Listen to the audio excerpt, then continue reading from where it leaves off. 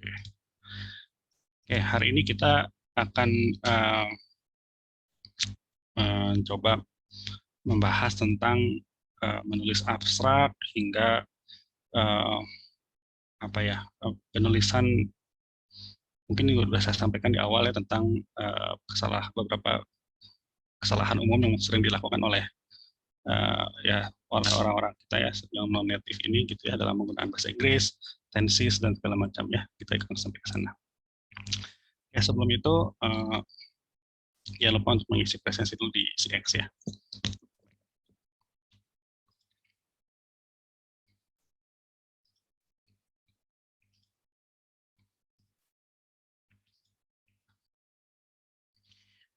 Sudah tampak ya?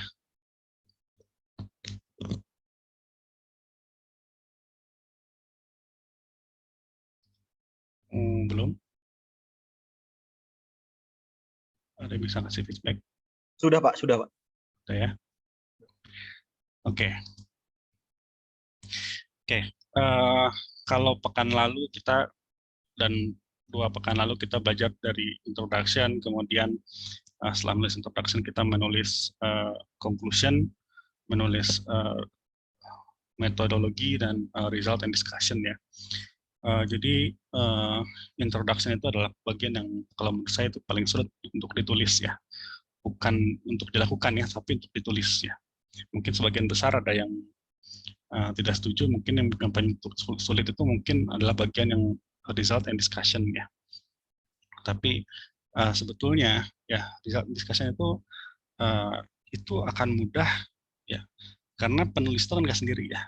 Penulis itu nggak sendiri, kita berdiskusi dengan pembimbing, dengan teman-teman satu co-authorship gitu ya. Kita bisa banyak diskusi dengan orang. Tapi kalau introduction itu nggak bisa. Ya. Tiap orang, makanya penulis utama itu selalu yang di depan, yang pertama disebutkan dalam paper ya. Kenapa? Karena gimana ya? Karena tiap orang itu jalan pikirnya beda-beda. Jadi untuk menceritakan sesuatu itu pasti berbeda. Ya.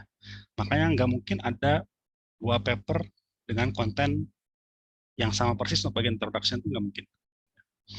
Kalau memang itu ditulis oleh orang yang berbeda, pasti jalan ceritanya berbeda. Kalau sama berarti copy paste gitu, plagiarism, itu nggak boleh.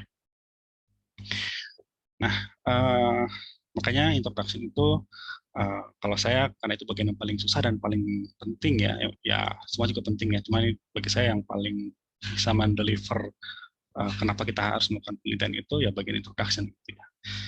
Dan walaupun ini paling susah ya, biasanya kalau kita ngerjain ujian, kita mulai dari yang gampang dulu gitu ya.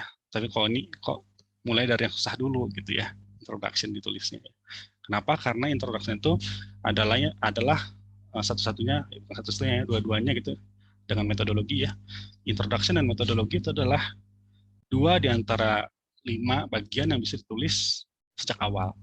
Ya, jadi sambil menunggu eksperimen ya, di sela-sela kesibukan eksperimen, di sela-sela kita menunggu sintringnya selesai atau komputasinya selesai gitu ya, itu kita bisa sambil nulis introduction dan metodologi. Kenapa ini bisa dituliskan? Karena tanpa data pun kita bisa menulis itu ya. Karena sejak awal sewaktu kita merencanakan apa yang ingin kita lakukan untuk riset, itu kita udah tahu motivasinya apa yang dikejar gitu, tujuannya apa, itu udah tahu. Dan ketika itu sudah jelas, bagian introduction dan metodologi itu sudah bisa dituliskan ya. Jadi nggak perlu nunggu data semua ada baru nulis tuh nggak perlu gitu ya. Kita bisa sambil eksperimen, bisa sambil menulis ya. Nah, cuma memang ya seperti yang selalu saya katakan berkali-kali, menulis paper itu nggak bisa dalam one go ya. Itu harus direvisi berulang-ulang. Nggak bisa kita menuliskan mulus gitu ya, dari kita menulis pertama itu ya, bab 1 bagian introduction, metodologi sampai kesimpulan udah aja sampai situ, itu langsung disubmit.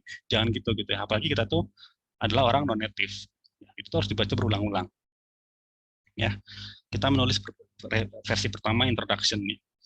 Terus kemudian kita nanti sudah nulis sampai ke result and discussion, kita sudah sampai conclusion, kita harus balik lagi ke introduction. Kita lihat lagi kira-kira smooth nggak ceritanya. Ya, apa yang kita jelaskan, motivasi yang kita bangun di situ nyambung nggak dengan apa yang kita bahas di result and discussion gitu ya. Nah, dengan begitu terus-menerus itu akan semakin baik ya manuskrip kita ya. Apalagi kalau ini adalah tulisan pertama kalian. Ya, itu biasanya paling sulit ya. Itu biasanya kalau kalau saya nggak salah ingat, versi manuskrip saya yang pertama itu sampai puluhan ya. Versi 1, versi 2 sampai versi 20-an, 30-an gitu. Jadi itu kadang-kadang apa yang saya tulis di awal terus saya revisi gitu ya. Terus nanti direvisi lagi, ujung-ujung balik ke awal lagi gitu ya. Jadi itu proses gitu. Ya itu nggak masalah. Karena memang ya pemula itu di mana-mana begitu. Jadi nggak usah takut gitu ya untuk aduh repot nih, direvisi lagi, dihapus lagi, diedit lagi gitu kan ya. Itu bagian dari proses ya. Nanti lama-kelamaan ketika kalian sudah semakin sering menulis ya, riset semakin sering ya, apalagi yang didalami itu adalah hal yang sama gitu ya, itu akan makin terlatih ya. Menulis itu udah tinggal ya udah di luar kepala gitu, nggak usah ini nulis apa ya, itu nulis apa gitu ya, itu semua udah di luar kepala ya gitu. Makanya karena saya ya pengalaman sebagai penulis, sebagai reviewer beberapa jurnal gitu ya, kadang-kadang ya, bukan kadang-kadang, bahkan sering itu manuskrip yang datang dari negara Asia itu ya terutama dari Indonesia ya. Kalau orang-orang Malaysia atau Singapura gitu, mereka bahasa Inggrisnya bagus sekali ya. Kita nggak heran lah kalau publikasi mereka ya luar biasa begitu ya. Dari segi bahasa aja mereka udah barrier kecil sekali. Tapi kalau dari Indonesia, Thailand ya, kemudian ya dari Jepang gitu ya, Korea, itu kan bahasa Inggrisnya ya gitulah gitu ya. Apalagi orang Korea, orang Jepang tuh bahasa Inggrisnya ancur-ancuran gitu ya. Jadi kadang-kadang manuskrip kita tuh bagus ya secara data, tapi karena bahasanya tidak baik gitu ya, ya udah di reject duluan gara-gara bahasa gitu. Ya, ada yang pakai tenaga profesional ya, pakai proofreader di bahasa Inggrisnya, grammarnya segala macam dibenerin ya, tapi tetap story-nya itu nggak berubah ya, hanya grammar dan ya pemilihan diksi kata-katanya aja yang mungkin berubah gitu setelah memakai jasa profesional proofreader. Tapi kan story lainnya kan nggak berubah gitu. Nah, orang Asia itu kebanyakan bikin storyline tuh nggak baik ya gitu. Ya, jadi lompat-lompat, bikin orang bingung gitu. Ya, dan apa yang sebenarnya ingin disampaikan dalam paper itu pun ini bisa terlihat ya dari tulisan. Kalau lompat-lompat ke sana ke sini itu tuh menandakan bahwa penulisnya sendiri tuh nggak paham sebenarnya apa yang dia tulis. Ya, sama halnya dengan presentasi. Presentasi kalau kita ngalor ngidul ngomong ke sana ke sini gitu ya, atau dalam sesi tanya jawab ditanya oleh penguji, jawabannya muter-muter ke sana ke sini, itu udah pertanda gitu bahwa mungkin nggak paham pertanyaannya, atau memang nggak tahu jawabannya, jadi muter-muter ke sana ke sini untuk cari alternatif jawaban gitu ya. Nah, tapi karena kita kondisinya bukan dalam sedang ujian ya, kita punya banyak waktu untuk menulis ya, dengan pace masing-masing ya, nggak dikejar apapun gitu ya, kecuali kejar kelulusan ya kalau dalam hal kalian ini sebagai mahasiswa ya, itu bisa kalian lakukan dalam waktu yang yang banyak ini gitu ya, master 2 tahun ya, doktor 3-4 tahun gitu ya, itu banyak waktunya gitu. Tinggal di manage dengan baik gitu ya. Nah, itu tadi tentang introduction, metodologi yang bisa dituliskan sambil mengerjakan eksperimen gitu ya.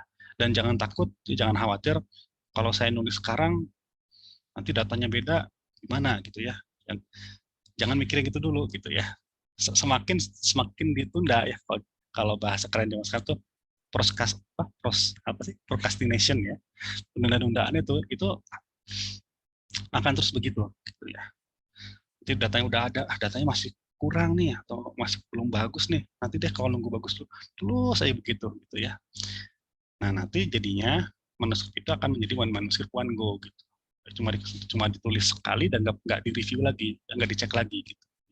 Dan akhirnya yang tadinya seharusnya manuskrip itu bisa di accept ya dengan mulus, akhirnya di reject berkali-kali. ya, hanya karena kualitas tulisan nggak baik, gitu ya.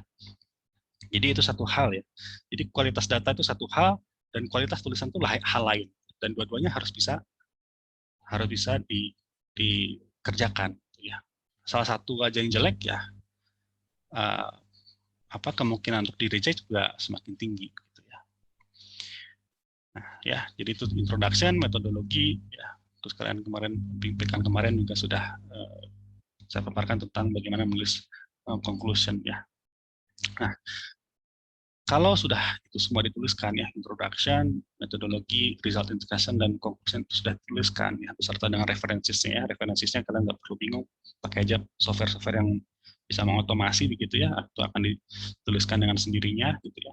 Nah, kalau itu sudah selesai semuanya, baru kita bisa menuliskan abstrak. Ya, abstrak ini memang harus dituliskan di bagian terakhir ya. Kita nggak bisa menuliskan abstrak di bagian awal ataupun di tengah-tengah itu nggak bisa. Kenapa? Karena abstrak ini berisi semua dari awal sampai akhir.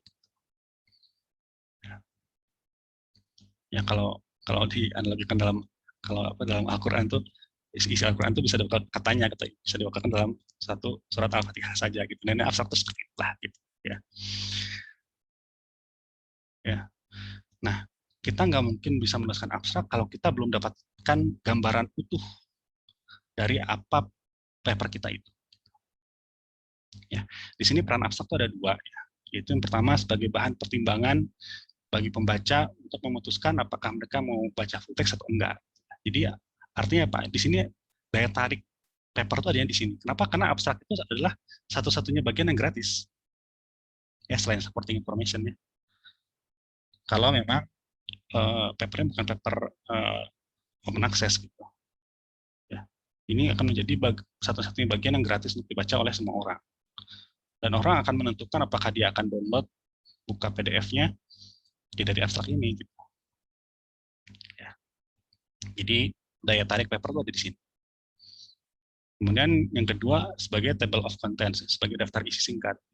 Apa yang sebenarnya yang dikerjakan oleh penulis itu dan apa yang dibahas. Dan apa yang disimpulkan dari situ itu harus muncul di situ, di abstrak.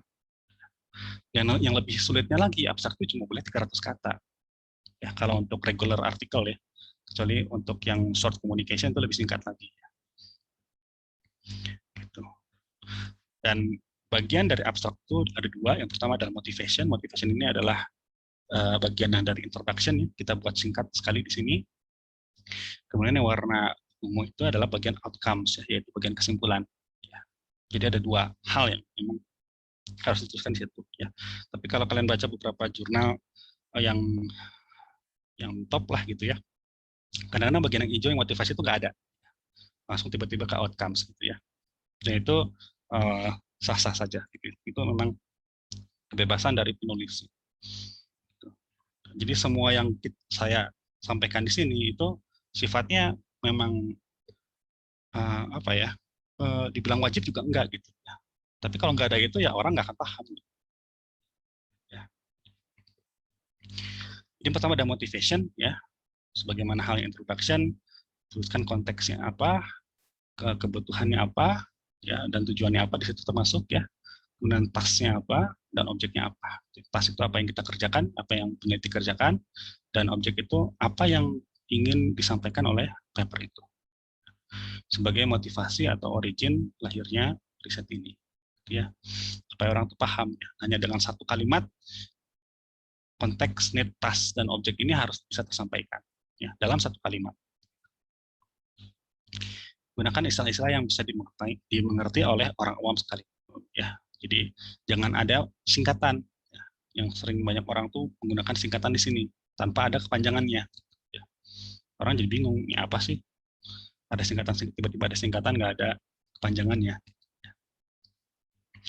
Kemudian di bagian paragraf, di bagian abstrak ini kita boleh juga ada sitasi ya, walaupun sebetulnya penggunaan sitasi di bagian abstrak ini nggak begitu di-encourage ya.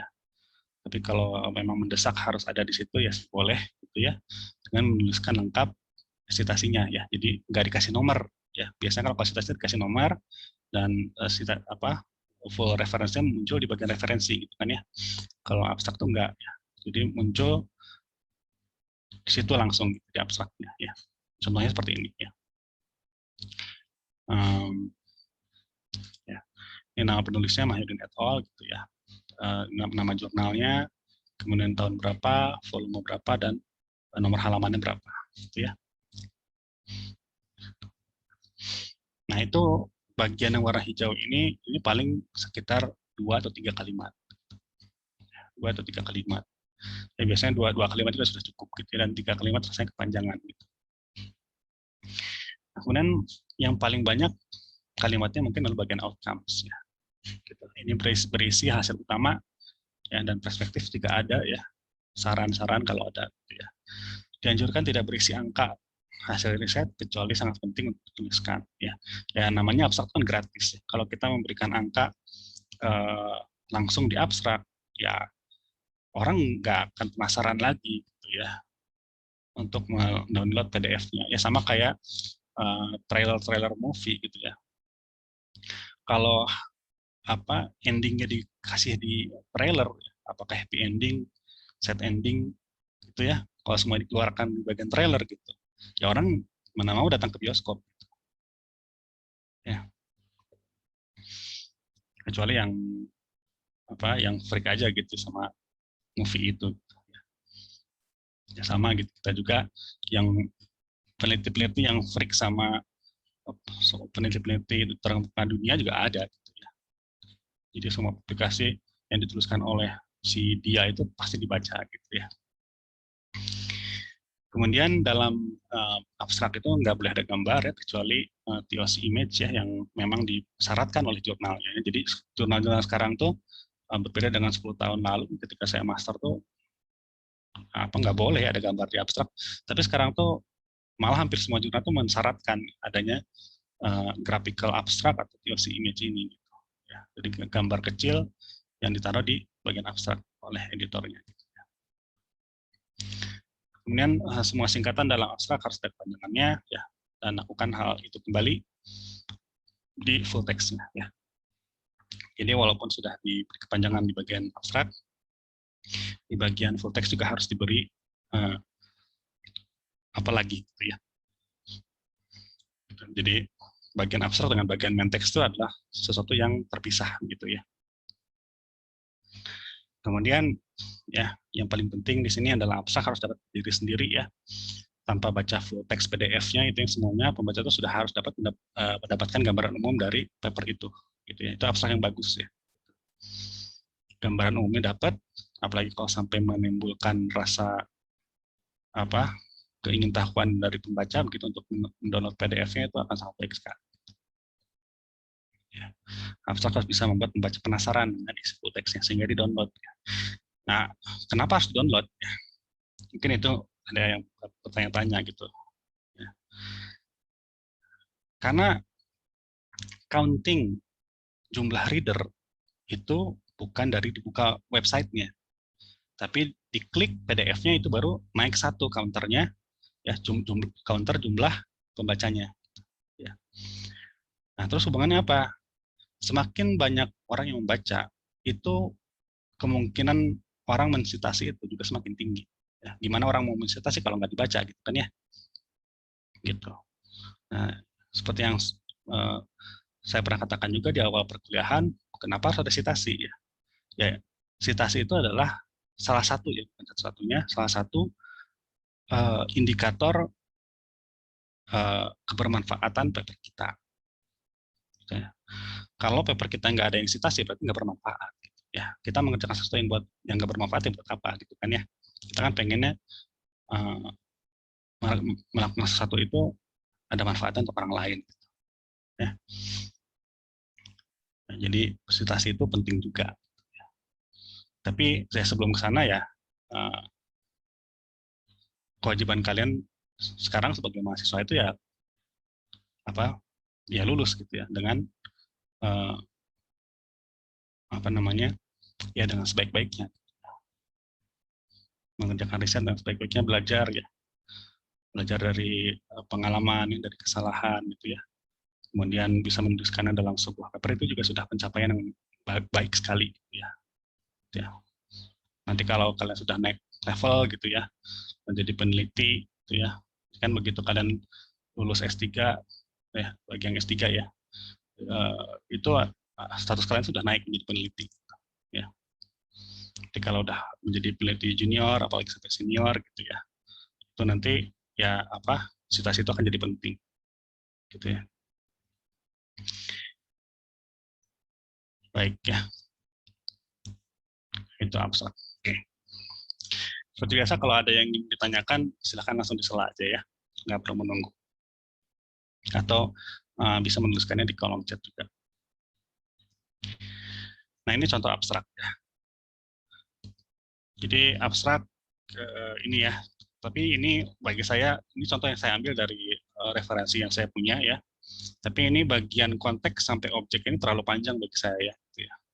Ada 1, 2, 3, 4 kalimat gitu ya. Bagi saya ini mungkin terlalu panjang ya. Sedangkan bagian utamanya yang outcomes terlalu singkat gitu ya. Tapi intinya ya, ini kalau bagi saya ini per item-item ini harus ada. Gitu, ya. Konteks kita memberikan orientasi ya tentang apa yang topik apa yang kita angkat ya. Dan dari topik ini kemudian mengerucut ya mengerucut what we have ya, apa yang ada sekarang gitu ya, kondisinya seperti apa gitu ya. Kalau dalam hal ini ya, ini pembaca diberikan orientasi dulu tentang laut gitu ya, adanya mikroskopik ini ya, phytoplankton gitu ya, kemudian affecting the abundance and diversity of marine organism and strongly influencing climate processes ya. Kemudian mengerucut apa yang dipunya sekarang gitu ya. Nah, yang dipunya sekarang adalah analysis of the satellite derived phytoplankton concentration have suggested decadal fluctuations linked to climate forcing, but the length of this record is insufficient to solve longer term trends ya. Jadi sudah suggested ya bahwa ada fluktuasi itu terhubung dengan climate forcing, tapi ada permasalahan. Ya. Jadi ini yang what we have itu sampai sini, sampai forcing, kemudian masalahnya itu dituliskan di sini. Ya. Tapi ya panjang dari record ini nggak cukup ya untuk resolve longer term trends. Nah dari masalah ini kita berangkat gitu ya. Apa yang kita pengen, apa yang kita tuju ya, tujuan kita apa? Tujuannya adalah untuk mengestimasi the time dependence of phytoplankton biomass since the beginning of oceanographic measurement in 1990 ya. Ini tujuannya. Ini tujuannya. Ya, ini yang kita tuju.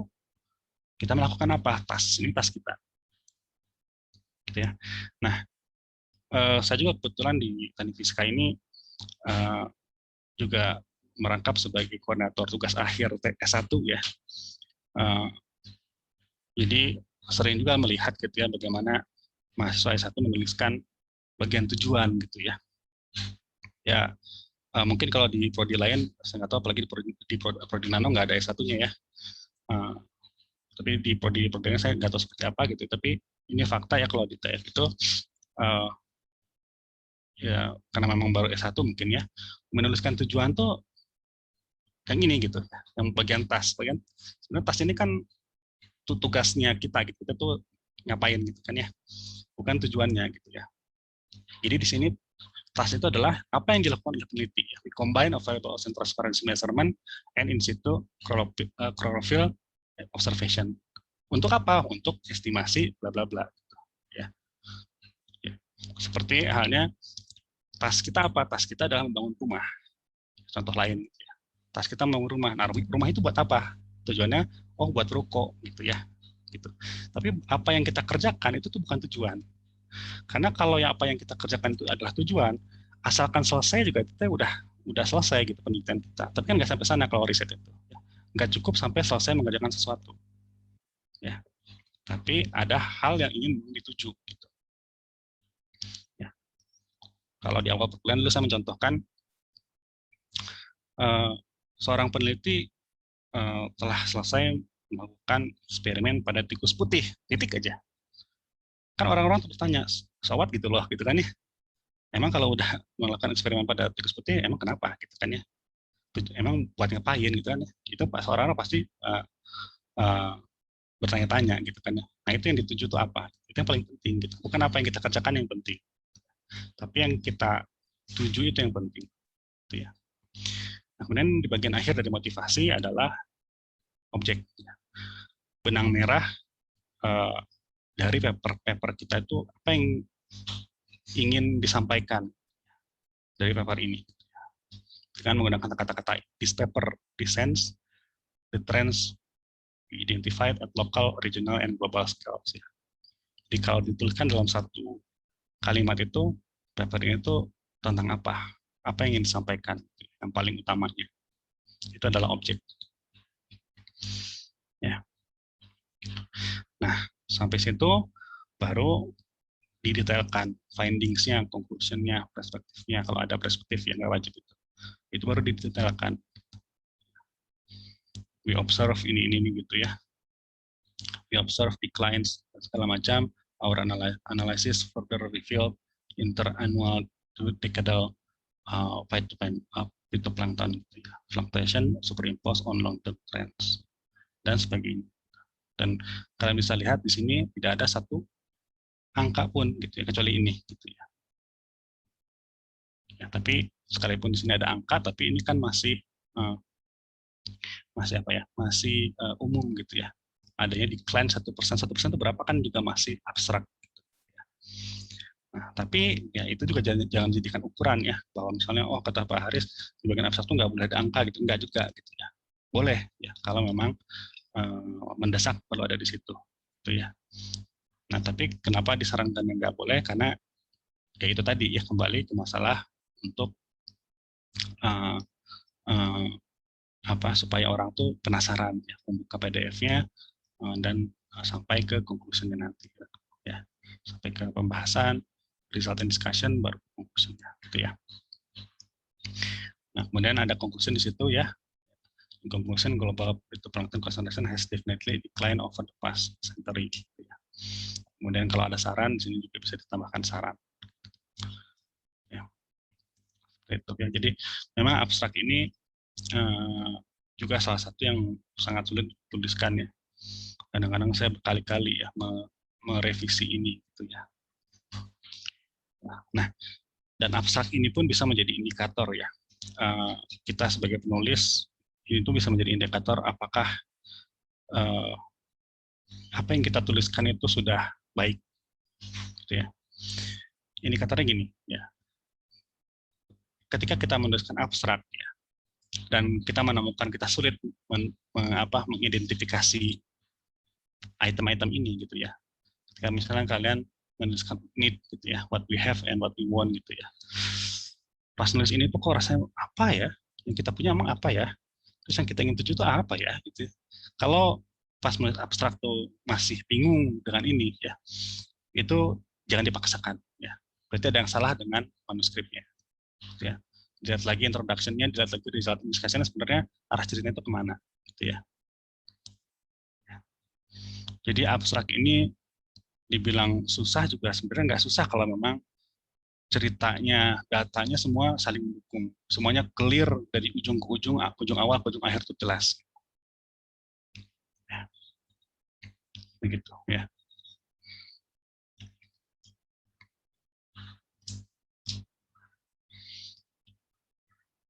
Ya, itu abstrak ya. Saya hanya punya 2 slide ya. Memang ya cuma begitu aja sebetulnya. Kita hanya mengulang-ulang apa yang sudah kita tuliskan di bagian introduction dan conclusion. Ya.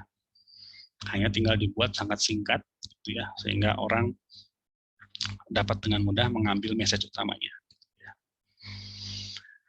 Nah, kemudian yang nggak kalah penting dari abstrak itu adalah judul. Ya. Judul adalah muka dari paper yang akan tampil di search engine seperti Google Scholar, Web of Science, atau Scopus gitu ya. Nah, kenapa? Karena mungkin kalian juga sudah berpengalaman ya dalam mencari paper-paper di Google Scholar ya. Apa yang kita tuliskan ya ketika kita mencari itu kan itu yang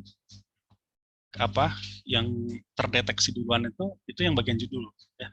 Kalau judulnya cocok dengan keyword yang kita masukkan ke dalam Google Scholar, itu akan tampil di bagian atas gitu, di halaman pertama ya. Makanya judul itu penting supaya exposure-nya tinggi gitu ya, supaya orang tuh hanya dengan menuliskan keyword yang sedikit aja gitu ya, langsung muncul di halaman pertama paper kita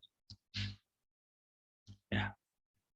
Judul juga ya, judul yang sangat baik juga akan menentukan jumlah pembaca gitu ya.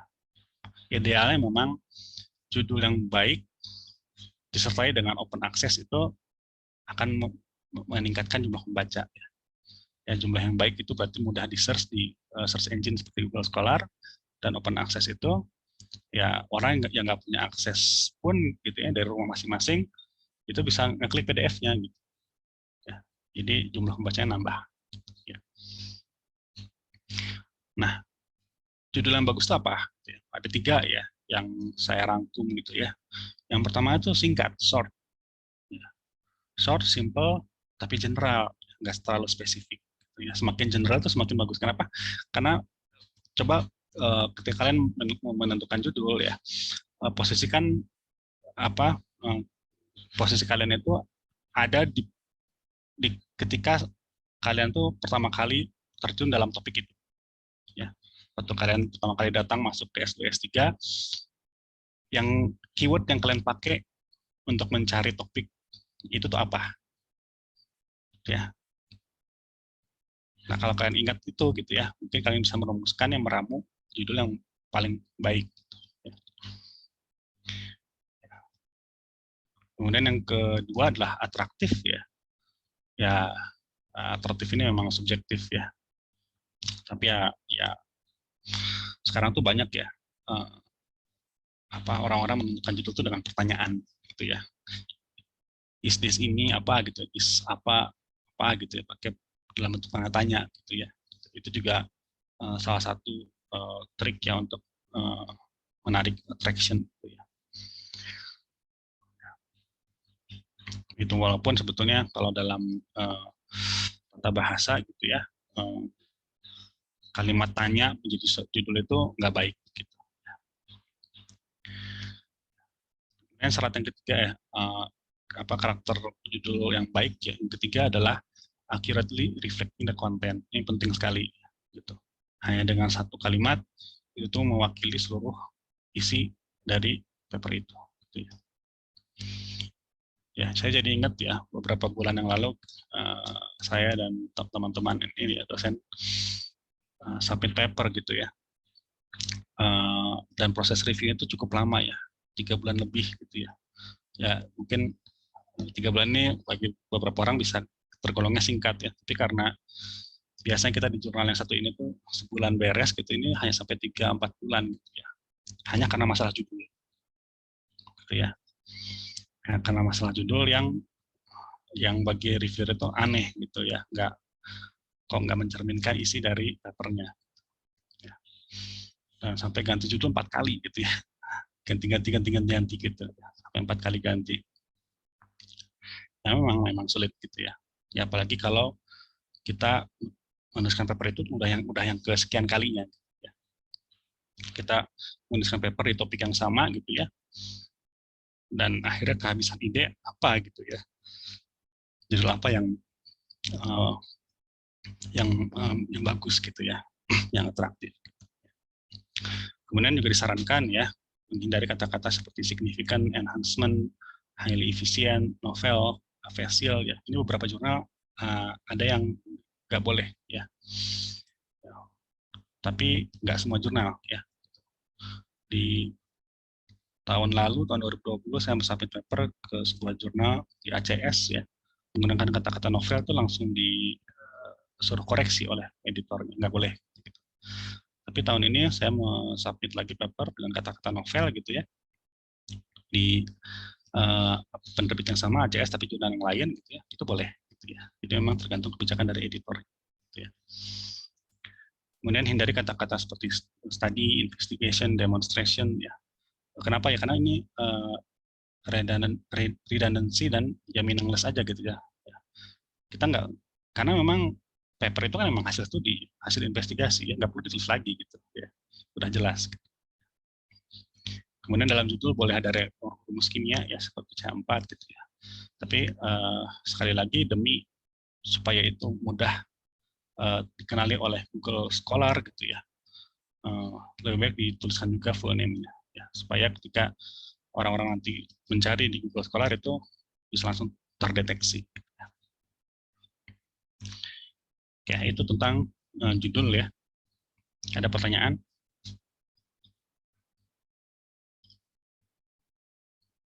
Ada, Pak. Iya. Kalau di judul itu, misalnya itu harus mencerminkan kebaruan juga nggak ya, Pak? Misalnya kita yang pengen tonjolkan kayak di abstrak tadi, ada yang ingin kita jual begitu kan. Apakah di judul juga iya, Pak? Iya, di judul juga iya. Gitu. Ya, yang jadi keterbaruannya tampilkan di situ, gitu ya. Yang menjadi ciri khas paper itu tampilkan di situ. Gitu. Oke, baik, Pak. Ya, tapi ya kan ada syarat yang warna biru itu ya harus short ya. Itu jangan jadi panjang ya. Saya biasanya kalau menemukan judul itu kalau dalam dalam huruf size 14 gitu ya, di A4 biasa gitu ya, itu nggak lebih dari 2 baris. Gitu ya. Kalau udah sampai 3 baris apalagi 4 baris ya orang udah males gitu bacanya gitu ya. Lihat judulnya aja udah panjang gini gitu ya. Jadi tetap harus concise, tetap singkat. Baik, Pak. Note, Pak. Rasanya di kelas ini atau di kelas lain ya, saya juga pernah memperlihatkan ada paper saya tahun 2016 itu gitu ya, yang judulnya itu nggak spesifik ya, betul-betul general gitu ya. Bahkan keterbaruannya apa juga nggak saya tuliskan di situ gitu ya. Dan itu satu baris saja enggak gitu ya, cuma 3/4 baris ya, maksudnya satu baris tapi nggak penuh gitu ya. Nah itu ternyata yang baca tuh sampai 3.000, sekarang udah 4.000 orang gitu yang baca PDF-nya itu, dan citasinya udah lebih dari 100 gitu ya. Dan itu menjadi paper pertama saya yang tembus citasi 100. Ya, tapi saya juga nggak tahu ya apakah betul-betul karena judulnya gitu ya, apakah karena konten. Secara konten juga, kalau menurut saya pribadi emang nggak bagus-bagus sama juga gitu. Ya, mungkin karena judulnya. Gitu. Dan juga mungkin yang pernah kalian lakukan juga adalah membaca ini kan ya, membaca paper review ya. Paper review itu kan judulnya nggak pernah panjang-panjang ya. Paper review yang berhalaman-halaman itu ya, belasan sampai puluhan halaman itu ya. Karena kenapa review itu banyak disitasi orang, banyak dibaca dan disitasi orang ya, karena memang untuk peneliti-peneliti pemula ya, termasuk mahasiswa gitu ya, membaca review itu yang paling mudah ya, sama orang udah dikumpulin, udah dirangkum ya. Kita tinggal baca, kita nggak perlu baca paper satu-satu ya gitu ya, tinggal baca review. Kalau memang mau tahu detailnya kita tinggal refer ke situ gitu ya. Makanya review itu mengundang banyak citasi gitu ya, dan judul dari review itu nggak pernah panjang-panjang gitu, dan sangat general.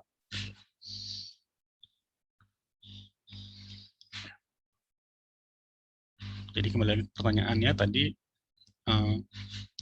ya kalau itu regular artikel ya, jadi original artikel, ya lebih baik ditampilkan di judul ya, keterbaruannya.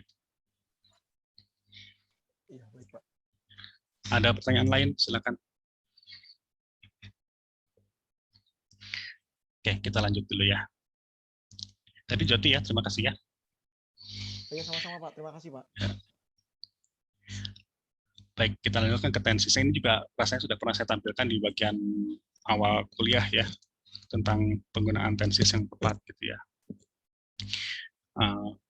Ya, jadi di paper itu yang biasanya dipakai tensis itu hanya empat jenis, yaitu simple past, simple present, present perfect, dan future. Dan tapi future ini pun jarang sekali ya, kalau hanya ada saran saja.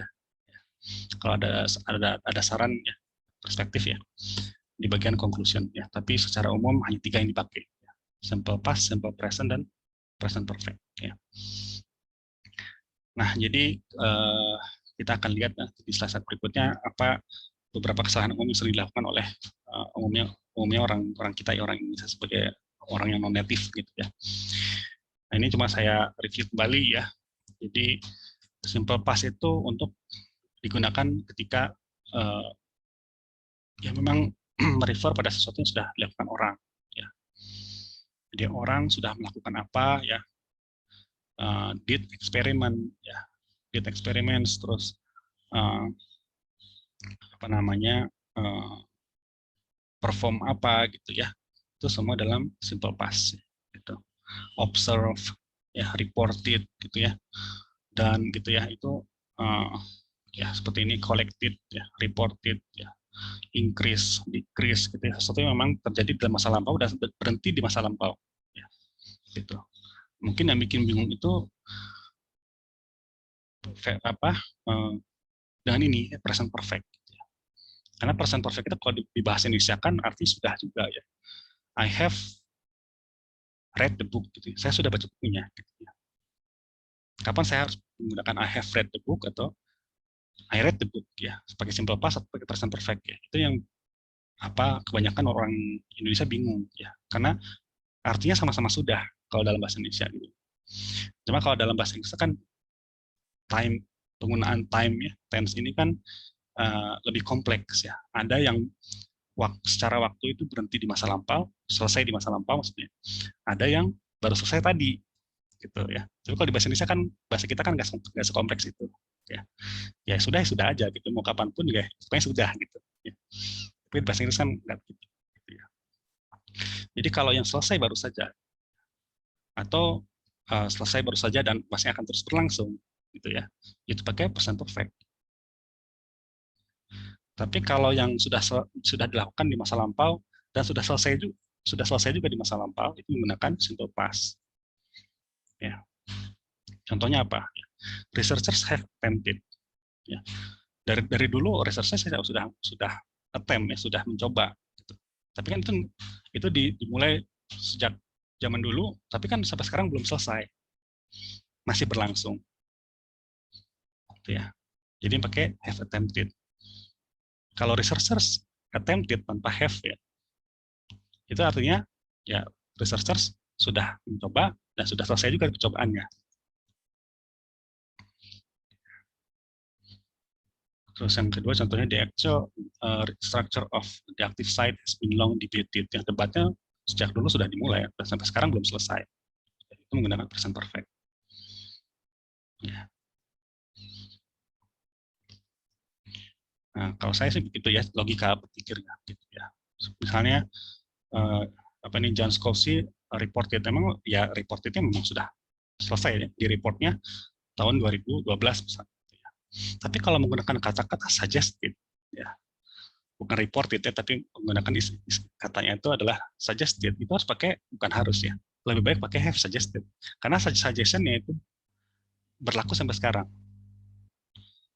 Ya, John Scofsey have atau has suggested that apa gitu, karena suggestionnya itu berlaku sampai sekarang ya, nggak pernah sama si John Scofsey itu nggak pernah dia revisi, nggak pernah dia hapus juga ya, ini masih berlaku sampai sekarang. Tapi kalau reported ya memang di reportnya tahun 2012 gitu, dan udah selesai di tahun 2012 reportnya itu gitu ya, tapi suggestionnya berlaku sampai sekarang ya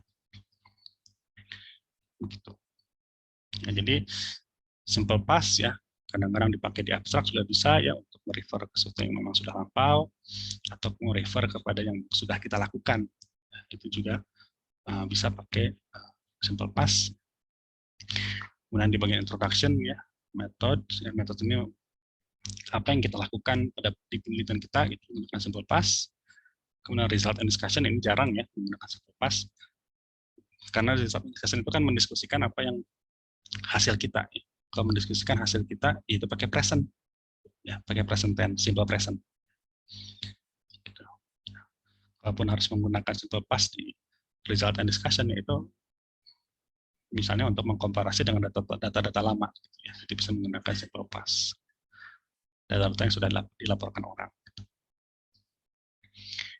Ya. Nah, justru yang paling banyak dituliskan, yang digunakan ya, tenses yang digunakan dalam paper itu adalah simple present. Kenapa? Ya, karena memang bagian utama paper kita kan apa yang kita kerjakan. Ya. Dan apa yang kita kerjakan dan apa yang kita diskusikan di situ itu semua dalam present tense. Logikanya seperti apa? Ya, kok kenapa simple present gitu ya? Karena yang kita diskusikan di bagian result and discussion itu kan ketika penulis itu menulis, itu kan tense waktunya kan present. Gitu ya. Jadi ya orang bisa baca setahun lagi atau 2 tahun lagi atau bahkan 10 tahun lagi gitu ya. Tapi tetap dari perspektif penulis itu ditulis at present gitu ya. Jadi simple present ini akan sangat banyak digunakan di abstract, introduction, ya, terutama result and discussion, conclusion juga. Ya, mungkin yang beberapa ya juga tambahannya adalah simple present itu digunakan pada general terms dan atemporal facts ya. Contohnya ini ya, smoking increases the risk of coronary heart disease. Ini general truth ya. Ini general truth yang memang harus dalam simple present. Atau ini ya. In 1905 Einstein postulated, ini simple past ya, postulated ya, karena emang postulasinya waktu itu dikeluarkan tahun 05, that the speed of light is constant. Seharusnya kalau kita mengikuti aturan grammar, ketika di sini simple past, di dalam that itu harus pakai simple past, kayak was harusnya. Tapi karena speed of light itu sejak dulu ya segitu-gitu aja, ya nggak pernah berubah sampai sekarang. Dan Einstein pun nggak, ya, saya nggak tahu ya, Einstein ini saya ngarang aja. Tahunnya ini jangan ikuti ya, ini betul-betul asal-asalan ya. Saya nggak tahu tahun berapa ini kan yang betul asal-asalan. Ya, entah Einstein, entah siapa gitu. Dan itu nggak pernah direvisi sampai sekarang. Ya, masih segitu aja. Itu yang disebut dengan atemporal fact gitu ya. Itu harus menggunakan simple present. Ya. Nah, yang mungkin paling banyak juga dilakukan kesalahan ya, dilakukan oleh orang-orang Indonesia pada khususnya gitu ya, adalah penggunaan kata-kata akan. Ya. Kalau dalam bahasa kita akan tuh sesuatu yang ya walaupun maknanya makna di future ya, tapi itu juga kita pakai dalam keadaan present. Gitu. Dan itu terbawa ya ketika menerjemahkan ke dalam bahasa Inggris gitu ya, literally diterjemahkan gitu ya. Padahal simple future tense itu hampir nggak pernah dipakai di paper ya. Kecuali kalau dalam saran ya, karena saran itu kan sifatnya future. We will attempt new investigation in next paper, in next apa gitu kan ya, itu boleh pakai will gitu ya, yang sifatnya future. Tapi selama itu menyangkut dengan paper yang sedang dibahas, itu semuanya dalam present tense. Ya. Oke ya, itu sedikit review tentang tenses ya, yang digunakan untuk menulis paper. Ya.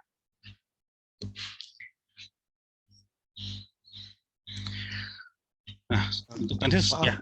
Ingin tanya lagi Pak. Ya silakan ya, Pak. Ya. Saya tuh masih bingung yang ini Pak, apa namanya, kapan menggunakan kalimat aktif, kapan kita menggunakan kalimat pasif begitu. Kalau misalnya di metode kan seringnya kita menggunakan kalimat pasif begitu ya Pak. Apakah itu benar atau gimana gitu? Betul ya. Kalau saya biasanya bagian metode itu kita awali dengan kalimat aktif dulu. Ya, diawali dengan kalimat aktif untuk menandakan bahwa itu yang kita kerjakan, bahwa kita yang mengerjakan. Ya. Tapi untuk kalimat-kalimat berikutnya itu gunakan pasif ya. Kenapa? Karena kalau terus-terusan aktif itu kalimatnya jadi monoton ya. We did this, we did this, we terus gitu kan, jadi nggak enak dibacanya, kebanyakan we gitu ya. Tapi kalau dibuat jadi pasif ya kan jadi beda-beda ya. Misalnya XRD was done, terus computational method has done gitu ya, atau was done. Jadinya subjeknya itu berirama gitu, colorful gitu ya, nggak we terus gitu. Jadi memang di bagian, kalau di khusus bagian metodologi, memang kalimat pasif itu lebih direkomendasikan. Ya. Kenapa? Karena subjek nggak penting di situ. Ya. Jadi karena di kalimat pertama itu sudah ada we, ya, jadi kalimat berikutnya pasti itu dikerjakan oleh we yang sama gitu ya. Sekalipun nggak ada we di kalimat pertama, karena itu paper ditulis oleh penulis ya, jadi semua orang udah tahu gitu ya bahwa itu dikerjakan oleh penulisnya, sehingga kalimat aktif ya, subjek itu menjadi tidak penting. Subjek dalam kalimat itu nggak penting. Nah karena nggak penting, ya pakai kalimat pasif gitu. Nah, terus mungkin selain bagian metodologi, kalau di bagian-bagian seperti introduction atau result and discussion gitu ya, itu bebas. Ya. Mau menggunakan kalimat aktif boleh, pasif boleh, nggak ada yang harus pasif gitu, nggak. Jadi, kalau kita kan zaman sekolah dulu, nggak tahu ya kalau zaman kalian, kalau zaman saya dulu di sekolah itu diajarin sama guru kan begitu ya. Kalau karya ilmiah itu tulisan menggunakan kalimat pasif gitu kalau dalam bahasa Indonesia ya. Kalau dalam bahasa Inggris kan nggak seperti itu. Gitu. Jadi balik lagi ke konsep konsepnya ya, bahwa kalimat pasif itu dipakai ketika subjek nggak penting. Itu aja intinya, kuncinya. Ketika subjek itu penting, harus pakai kalimat aktif. Gitu. Ya, seperti contohnya tadi, ketika ini tas ya. Tas ini kita harus menggunakan we combining kalimat aktif ya. Karena kalau dituliskan dalam kalimat pasif, itu jadi bias ya. Pembaca tuh bingung. Ini misalnya ya, saya ubah ini menjadi kalimat pasif ya. Misalnya, available ocean transparency measurement and in situ chlorophyll observation were combined. Disatukan oleh siapa? Kita reader tuh bingung gitu. Ini kan ini tas, bagian tas. Jadi semua kalimat kalau yang dituliskan dengan pasif itu menimbulkan tanda tanya siapa yang melakukan, itu adalah tanda itu harus ditulis dalam kalimat aktif. Ya. Jadi biasanya ya, yang memang harus ya dituliskan dalam aktif itu pertama tas, kemudian objek ya. Jadi this paper presents atau this study presents ya, this paper clarifies. Ini kalimat aktif ya, tas dan objek ini harus aktif. Yang paling wajib itu yang tas ya. Karena kalau enggak bingung ya. Itu yang dikerjakan si penulis, karena kan bagian introduction-nya atau bagian motivasi ini kan dia kan pertama membangun motivasinya itu kan dengan cara merefer ke paper sebelumnya gitu kan ya. Nah kalau di bagian tas ini nggak pakai we, nanti dikiranya pembaca itu masih ngomongin paper yang dulu-dulu gitu ya, bukan paper yang ini gitu. Ya. Nah di sini dicontohkan pakai simple past ya, tapi ini nggak mesti ya. Kalau bagi saya past itu harusnya dalam simple present atau minimal pakai present perfect. We have combined. Kenapa? Karena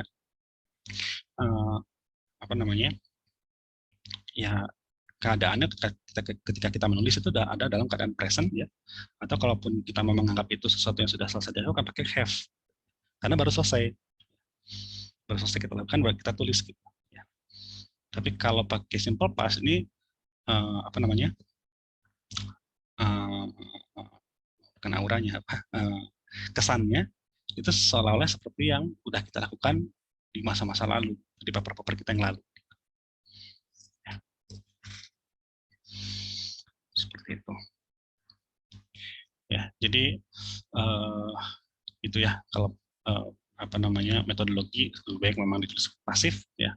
Tapi kalau selain itu ya bebas ya. Mau aktif mau pasif silakan, asalkan itu tadi ya. Kuncinya adalah ketika subjek itu penting gitu ya. Itu harus ditulis dalam aktif. Contohnya seperti tas dan objek. Gitu. Baik Pak, terima kasih ya Pak penjelasannya. Ya, sama-sama. Ya, sama-sama. Baik, kita lanjutkan ya kalau nggak ada lagi. Nah, ini ada quiz ya. Ini sekarang kita masuk ke grammar ya, tentang tata bahasa Inggris ya. Tadi sudah diawali dengan tenses, sekarang penggunaan hyphen ya, atau tanda sambung. Kira-kira dari tiga ini ya, biru, hijau, pink, ini mana yang betul? Penggunaan hyphen ya. penggunaan tanda sambung ini.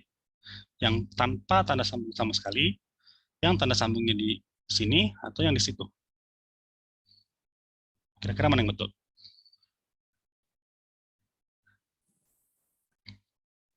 Yang pink bukan ya, Pak? Yang pink. Terus tadi satu lagi yang ngomong setelahnya.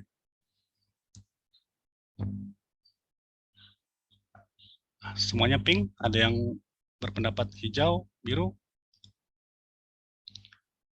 tergantung pada konteksnya. Oke, yang lain?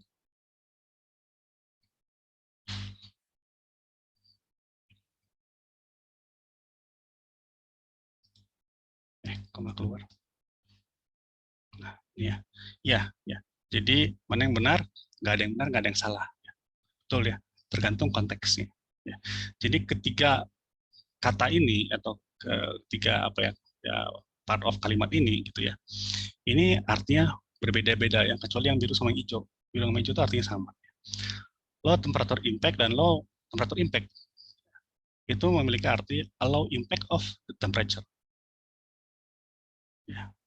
Jadi impact temperaturnya itu rendah, gitu ya. Tapi kalau yang bawah low temperature impact dari low temperature. Ya, seperti itu. Kita biasanya yang hijau ini biasanya nggak pernah dituliskan seperti ini. Ya. Kalau memang artinya pengen low impact of the temperature, kita biasanya menggunakan yang ini, yang biru, ya tanpa adanya hyphen gitu ya. Makanya kalau bagi kalian yang pernah kursus bahasa Inggris gitu ya, yang lebih dalam gitu ya, yang sampai ke tingkat advance ya, biasanya kita itu diajarkan yang pink ini, ya menggunakan hyphen gitu. Nah, hyphen itu di sini gitu ya.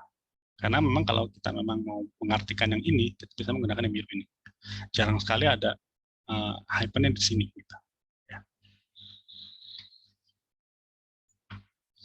Gitu ya. Jadi kalau memang dipaksakan mana yang salah ya, salah sebenarnya hijau. Gitu. Yang biru dan yang pink ini benar. Ya. Cuma beda arti gitu ya. Sama-sama benar tapi beda arti. Ya. Nah, kalau ini mana yang benar? A highly interesting paper atau a highly interesting paper? Dicepetin. Kira-kira yang mana?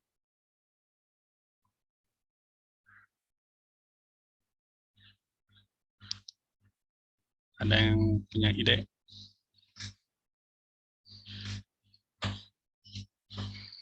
Yang oranye, Pak.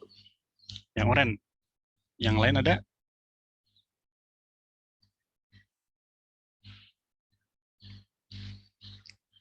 Ya, yang betul adalah yang ungu. Ya. Jadi kalau ini apa kata sifat ya. Kemudian di sini ada kata benda dua ya, temperatur dan impact ya. Jadi yang mau dijelaskan oleh kata sifat itu yang mana? Yang temperatur apa yang impact? Ya. Jadi butuh hyphen di sini ya. Gitu. Kalau hyphen di sini berarti yang low itu temperaturnya. Ya, kalau hyphen di sini berarti temperatur dan impact gitu, impact of temperature gitu, ya. Nah, tapi di sini kan bukan kalimat bukan kata sifat ya, tapi adverb, yaitu kata keterangan. Kalau kata keterangan tuh nggak ada pakai hyphen. Ya. Jadi a highly interesting paper. Ya memang cocok gitu ya. Ada adverb, ada ini kata sifatnya di sini. Ini interesting kata sifat, dan ini objeknya kata benda. Gitu ya. Seperti itu. Jadi hyphen itu digunakan ketika ada kata sifat dan di depannya ada dua kata benda. Gitu ya.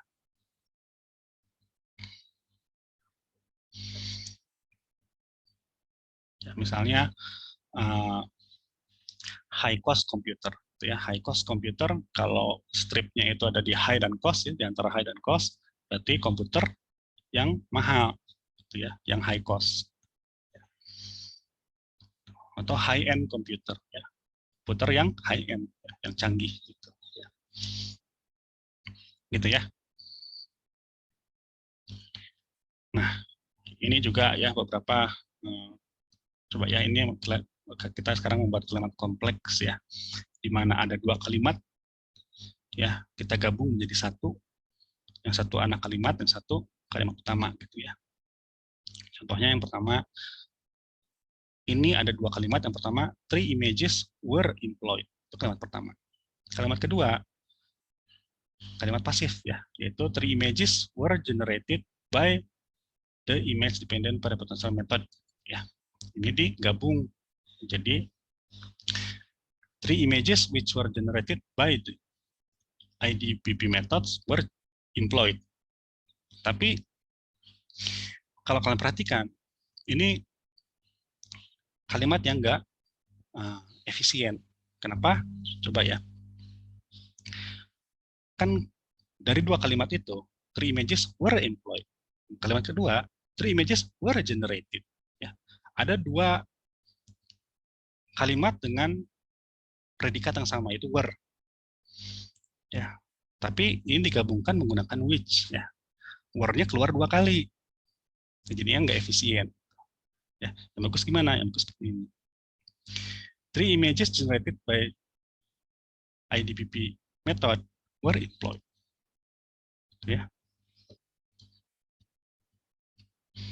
Jadi nggak menggunakan which were lagi di sini, tapi langsung generated ya. Ini sebagai pengganti which were itu.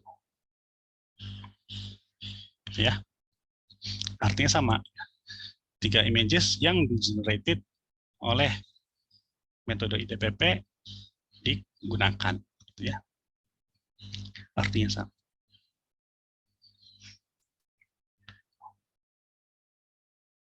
Atau alternatif lainnya bisa 3 images were generated by IDPP method and employed.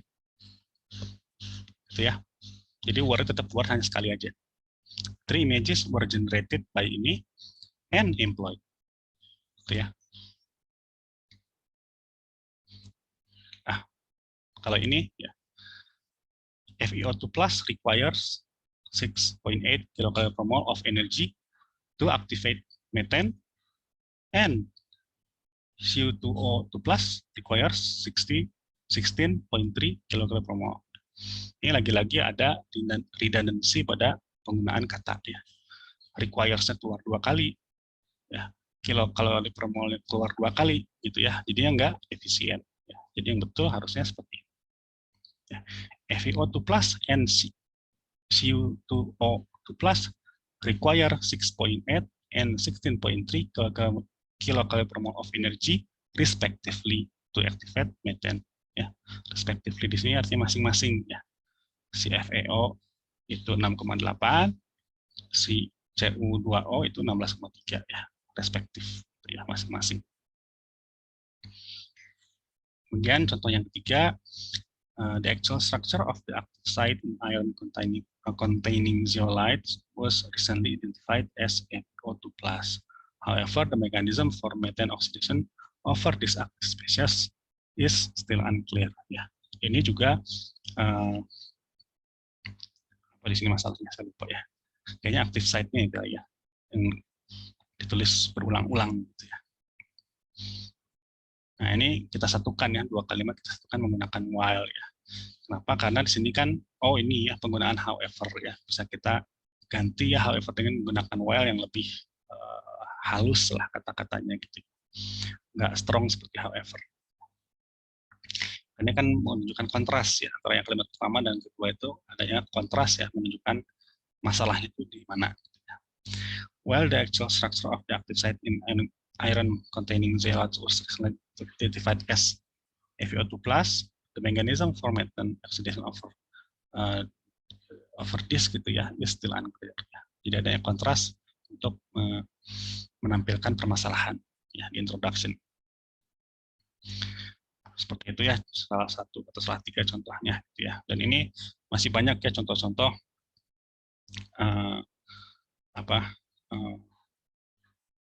yang seperti ini gitu ya.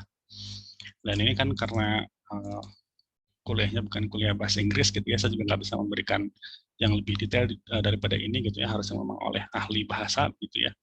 Tapi saya highlight beberapa yang ya perlu mendapatkan perhatian lah gitu ya, sehingga nanti kalian kalau menuliskan paper jadi caution gitu ya, jadi hati-hati gitu ya untuk permasalahan seperti ini.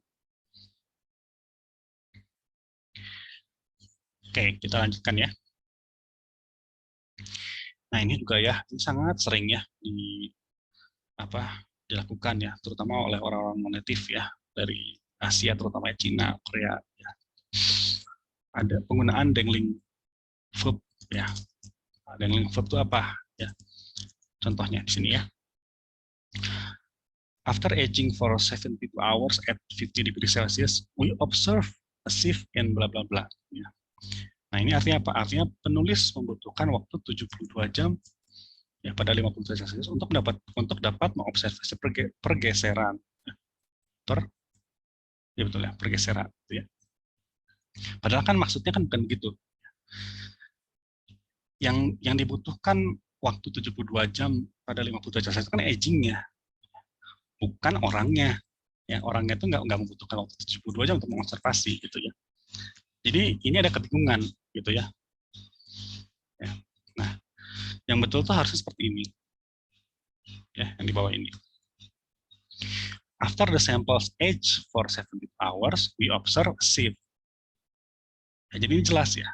Sampelsnya itu yang di aging ya, selama 72 jam, kemudian penulisnya itu mengobserve. Ya. Atau after aging for 72 hours, the samples exhibited. Ini yang paling sering bentuk yang paling sering dipakai. Jadi apa yang disebutkan dalam kalimat pertama ya, yang dikenakan oleh aging di sini, ya objek yang dikenakan dalam predikat ini harus muncul langsung setelah koma. Ya, karena ini akan menjadi, kalau dalam kalimat kedua ini menjadi subjek. Ya, tapi di kalimat pertama ini menjadi objek. Ya, jadi harus ada kesesuaian ya. Jadi objek di kalimat pertama itu harus sama dengan subjek di kalimat kedua. Ya, gitu. Kalau ini kan beda. Ya. Ini objeknya itu yang di aging itu adalah samplesnya, tapi subjek yang di sini menggunakan we. Jadi seolah-olah yang di aging itu we, ya. Jadi orang yang di aging, ya penulisnya yang di aging. Ya. Ini sering sekali muncul di berbagai paper gitu ya. Kalau mau yang lebih sederhana ya, tanpa menggunakan yang aneh-aneh begini, bentuknya bukan pakai aging tapi pakai ya kalimat biasa, samples age. Jadi kalau yang contoh kedua ini betul-betul menggabungkan dua kalimat gitu saja. Ya. Ya, gitu. Ini contoh dari dangling verb ya. Dangling verb itu seperti ini ya. Nah, kenapa dihindari ya? Sebenarnya bukan dihindari juga ya. Nanti saya koreksi lah judulnya, bukan hindari ya. Hati-hati lah ya. Hati-hati menggunakan dangling verb form ya. Jangan sampai salah ya. Bagian subjeknya ini. Ya. Contoh lain nih ya. To dissect its brain, the affected fly was mounted on bla bla gitu ya. Gitu. Nah, to dissect its brain itu kan sesuatu effort ya, yang dilakukan oleh seseorang. Jadi untuk mendissect otak. Nah, di sini kalimat berikutnya itu malah kalimat pasif, affected fly was mounted. Ya. Sedangkan to do something itu kan harus ada orang yang melakukan, yang memberikan effort. Ya. Jadi yang betul itu harusnya langsung muncul we. Jadi untuk melakukan ini untuk mendapatkan ini kita melakukan apa gitu ya. Jangan untuk mendapatkan sesuatu itu dikerjakan ya, jangan begitu gitu ya. Jadi untuk mendapatkan sesuatu itu harus kalimatnya kalimat pas aktif ya. Ini juga mungkin akan menjawab pertanyaan Jody tadi ya. Ya, ketika semua diawali dengan to ya, to do something maksudnya ya, to verb one gitu ya. Ketika diawali dengan to, verb one atau to do something gitu ya, itu harus menggunakan kalimat aktif, nggak boleh pasif seperti itu. Karena to itu ya sesuatu yang perlu di-effortkan gitu ya, bukan yang diberi effort. Gitu. Ya. Itu ya. Dan contoh-contoh seperti ini banyak ya, karena memang kita bukan aktif, kita nggak pernah belajar dengan, ya kita aja belajar bahasa Indonesia kan dari SD gitu ya, datang ke ITB, belajar bahasa Indonesia lagi gitu ya, apa TTKI ya zaman saya kuliah, kita tulis karya ilmiah dapat B juga gitu. Karena udah belajar dari SD, apalagi bahasa Inggris gitu ya, yang mungkin sebagian dari kita belajar bahasa Inggris mungkin dari SMP. Gitu. Dan yang kita pelajari pun ya levelnya kalau di sekolah bukan level yang advance juga gitu ya. Ya kalau zaman saya dulu ya, nggak tahu kalau zaman sekarang mungkin udah berubah. Ya. Jadi memang harus ya belajar lagi. Gitu ya.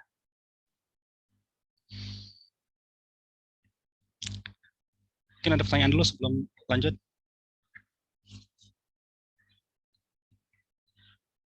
Tidak ada.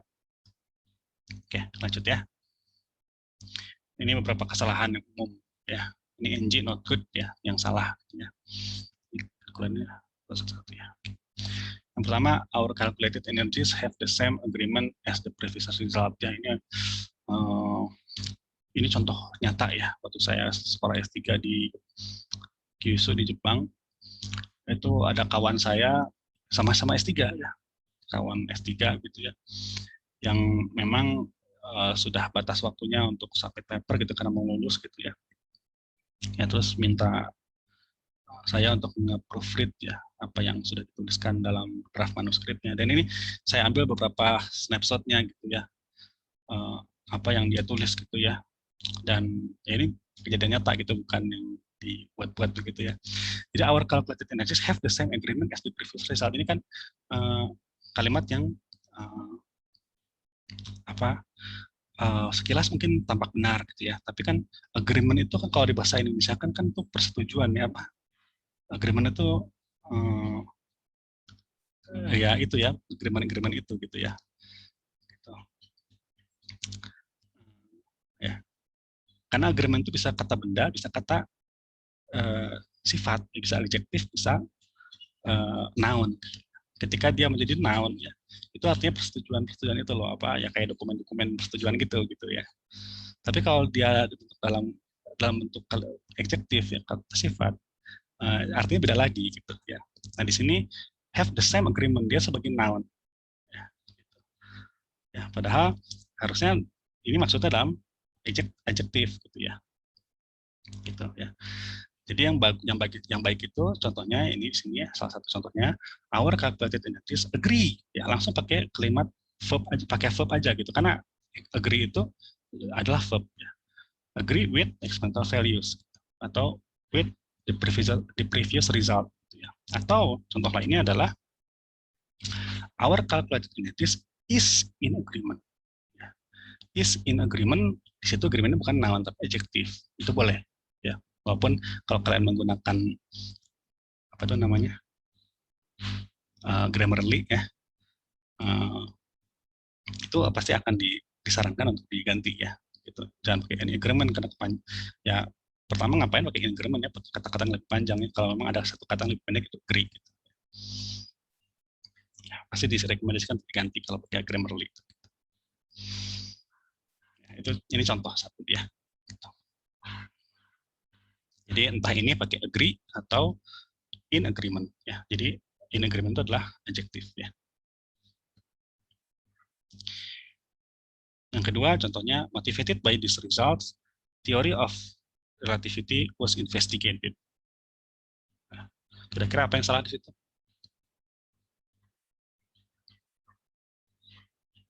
Ada yang tahu?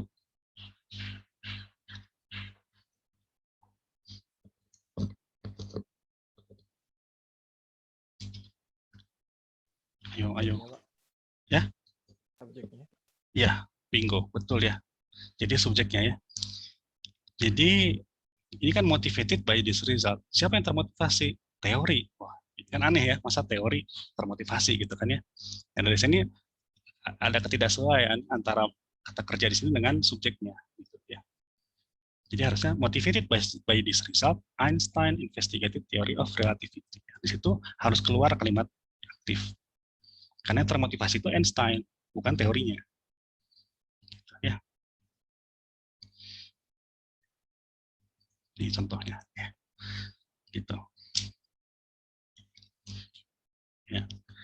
Ya, ini sebetulnya ilmu-ilmu dasar dalam bahasa Inggris, cuma ini kita review aja lah ya, gitu ya. Saya juga yakin ini bukan pertama kalinya Anda mendapatkan ini, gitu ya. Saya yakin suatu sekolah juga bisa mendapatkan ini ya. Mungkin yang namanya manusia ada beberapa yang lupa, gitu ya. Kita review di sini, gitu ya.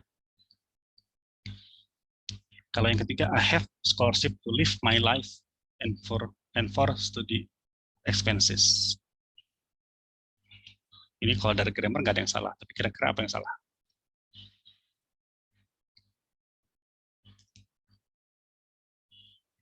Kita lihat ya. Ini, jadi pemilihan diksinya itu, gitu ya. Karena ini kan Indonesia banget ya. Saya punya beasiswa untuk untuk menghidupi kehidupan saya, gitu ya, dan untuk SPP saya, gitu ya, studi expenses, gitu. Ya, jadi kalau di refresh, ya, di paraphrase lagi, gitu ya, akan lebih kelihatan natural ya, kalau seperti ini. I have a scholarship, ya, menggunakan di sini ya, karena kalau di bahasa Indonesia itu kan jarang kita menggunakan sebuah, gitu ya, seapa, gitu ya. Tapi kalau dalam bahasa Inggris penting ya. I have a scholarship that supports my life, ya, bukan life my life, gitu ya. Jarang ya orang-orang native menggunakan kata-kata seperti itu. Supports my life and my study, gitu ya. Kemudian yang keempat ya, yang warna ungu ini kira-kira apa yang salah? Ini juga grammarly secara grammar nggak ada yang salah, cuma pemilihan diksinya yang kurang, gitu ya. Di sini due to the high symmetry, the reaction proceed easily, gitu ya. Ini kan sebetulnya kalimat yang auranya positif, ya. Sedangkan due to itu ya umumnya dipakai untuk yang auranya negatif. Ya. Kalau di bahasa Indonesia kan due to itu seperti gara-gara. Kalau dalam bahasa kita, gara-gara kamu sih jadi gini kan auranya negatif. Ya. Kita nggak pernah menggunakan gara-gara untuk yang auranya positif. Gara-gara kamu sih saya dapat nilai bagus, gitu kan nggak pernah gitu ya. Gara-gara itu biasanya digunakan untuk yang negatif. Gitu. Dari sini auranya positif sebetulnya ya, reaksi itu positif dengan sangat mudah. Ya. Nah untuk menggantikan due to ya itu digunakan biasanya ya menggunakan owing to. Ini auranya lebih positif dibandingkan due to. Ya. Tapi artinya sama aja. Karena karena simetri yang tinggi gitu ya, reaksi mudah berjalan. Gitu ya. Artinya sama ya. Cuma ya pemilihan yang katanya aja gitu yang membuat auranya bisa positif atau negatif gitu ya.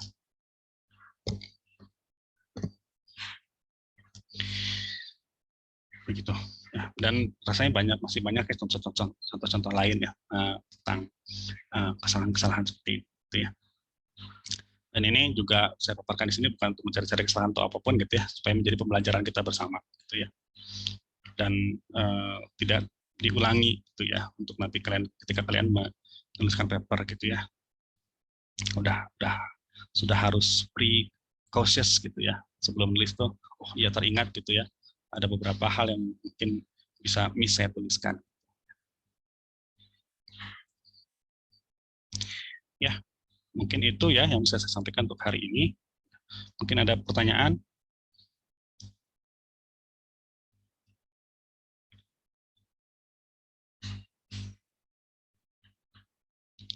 Tidak ada. Oke, sebelum saya tutup, mungkin saya ingatkan lagi ya, pekan depan tanggal 1 November kita akan ketemu lagi, dan jangan lupa untuk mengumpulkan tugas pertama ya, yaitu menulis introduction ya, yang sudah saya beri waktu 3 minggu untuk menulis ya semenjak 3 minggu lalu ya. Ya, jangan lupa ya, bagi yang sudah punya riset berjalan gitu ya, tuliskan introduction-nya ya. Bagi yang belum, bisa berlatih ya. Dan karena saya yakin di Prodi Nano baik S2 ataupun S3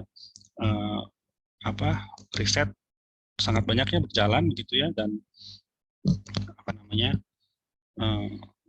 ya kebanyakan dari kalian pun memang harus ada penelitian ya untuk bisa lulus gitu ya, untuk menulis tesis ya. Jadi silakan dimulai gitu ya. Entah nanti apa yang kalian tuliskan untuk tugas ini akan menjadi kenyataan untuk paper kalian nanti atau untuk tesis kalian nanti, itu urusan lain gitu ya. Nah, setelah nanti dikumpulkan ya, tolong dikumpulkan Senin pagi ya, Senin pagi. Kalau bisa sih sebelum jam 9 gitu ya, dikumpulkan di MS Team. Saya sudah buatkan foldernya di situ, di files. Dikumpulkan, nanti kita bahas satu persatu. Saya nggak akan mendisclose ini manuskripnya siapa gitu ya. Kita akan bahas satu persatu ya, bergantian gitu ya. Mungkin satu hari mungkin 2 manuskrip lah gitu ya. Kita bahas untuk kita jadikan pembelajaran bersama-sama gitu ya. Setuju nggak? Setuju, Pak. Setuju, Pak. Oke ya. Mudah-mudahan sudah mulai proses menulis introduction. Nggak perlu perfect ya, nggak perlu perfect. Nah, oh ya, satu lagi ya. Nanti di bagian introduction, tolong beri tanda ya, mana yang need ya, seperti tadi ya. Saya balik dulu ke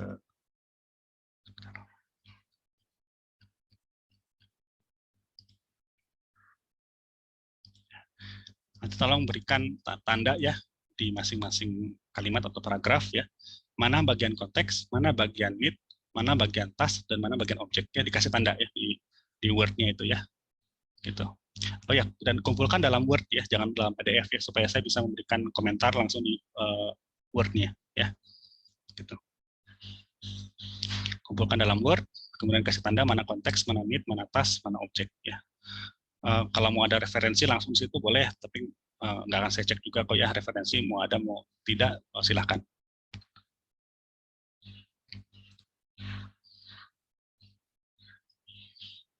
Oke ya. Baik, Pak. Oke, jadi pekan depan hari Senin ya, tanggal 1, kalau bisa sebelum jam 9 dikumpulkan ya, supaya saya bisa baca dulu ya, sebelum perkuliahan, supaya saya dapat gambaran umumnya dulu ya. Kumpulkannya di MS Team, sudah saya buatkan folder di situ. Baik, mungkin itu saja ya untuk hari ini. Kalau memang tidak ada pertanyaan lagi, ya saya tutup ya. Nanti kalau memang ada pertanyaan yang berpikiran nanti, silakan bisa chat saya di MS Team ya. Baik, terima kasih atas kehadirannya. Jangan lupa isi presensi di CX. Kita ketemu lagi insya Allah Senin depan. Saya tutup. Assalamualaikum warahmatullahi wabarakatuh. Waalaikumsalam. Terima kasih, Pak. Terima kasih, Pak. Terima kasih, Pak.